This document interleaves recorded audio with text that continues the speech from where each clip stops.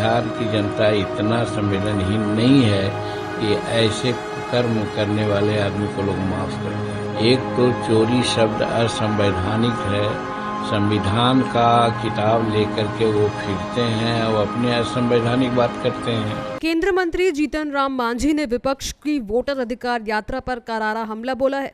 उन्होंने कहा कि इस यात्रा से विपक्ष को लाभ तो बिल्कुल नहीं मिला, बल्कि भारी नुकसान हुआ है। इसके साथ ही उन्होंने चुनाव आयोग की कार्रवाई का समर्थन किया। साथ ही अपने बयान में उन्होंने पूर्व मुख्यमंत्री लालू प्रसाद यादव पर भी निशाना साधा।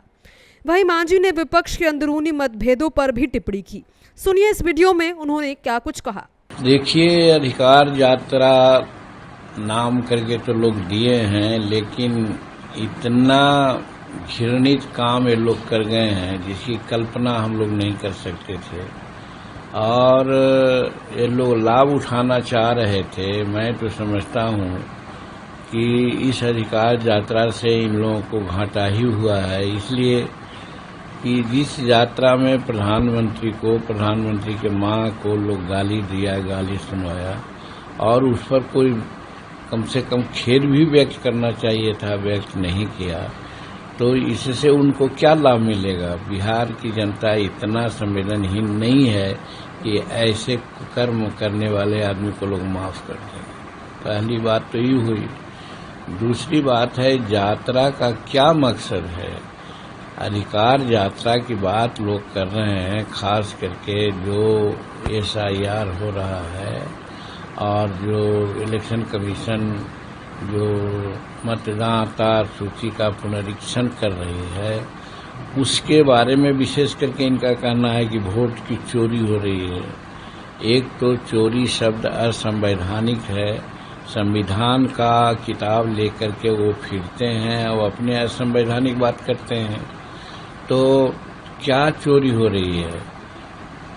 जहां वो जीत गए हैं वहां तो यही इलेक्शन कमीशन ने इलेक्शन कराया है, तो वहां पर इनका ठीक था, और जहां हार जाते हैं वहां पर वोट की चोरी होती है। क्या मतलब है? हम प्रश्न पूछना चाहते हैं कि चाहे 20 लाख हो, 15 लाख हो, वैसे मतदाता जो मर गए हैं, क्या उनका वोटर लिस्ट में नाम रहना चाहिए? अगर वोटर लिस्ट में नाम रहना चाहिए तब तो हम इन लोगों का जो दिमाग है, सोच है, उसकी बलिहारी हम लोग करते हैं। और इलेक्शन कमीशन किसी भी परिस्थिति में नहीं चाहिए इलेक्शन कमीशन को कि मरे हुए लोगों का नाम मतदाता सूची में जुटे। दूसरी बात, संविधान में कहा गया है कि भारत में जन्मे आदमी ही भारत का नागरिक हो सकता है।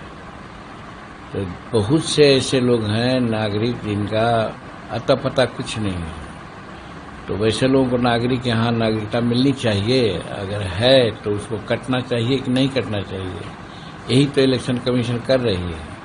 तो वैसी परिस्थिति में शुद्धिकरण हो रहा है हमारे मतदाता सूची का, या फिर एक जगह आदमी है और 5 जगह उसका नाम है। अभी 2 दिन पहले 3 दिन पहले हमने देखा कि पाकिस्तान की महिलाएं हैं, उनको 2 जगह नाम है भारत मतदाता सूची में, उनका नाम होना चाहिए। तो इस तरह से शुद्धिकरण की बात हो रही है, तो इसमें वोट चोरी का कहाँ मामला है। हाँ, लालू जी के रिजिम में बहुत से बोगस वोटर बना दिए गए थे और वो वोटर से वो लोग जीतते रहे हैं। और विशेष करके सीमांचल इलाका में जो बाहर से आए हैं, हमारे शेड्यूल कास्ट की जमीन हड़प लिया है, उनका मकान हड़प लिया है, वहाँ पर बागवानी बना दिया है, बहुत बड़ा रिजॉर्ट बना रहा है और भारत का नागरिक बन गया है और भारत के राजनीति में हस्तक्षेप करता है। वैसे लोगों को हस्तक्षेप करना चाहिए जो बाहर के लोग हैं। तो इस प्रकार इलेक्शन कमीशन जो काम कर रही है, बहुत ठीक काम कर रही है। कचरा को निकालना ही चाहिए, और जब निकालने की बात है तो फिर अधिकार की बात क्या करते हैं? कौन अधिकार इनसे छीना जा रहा है?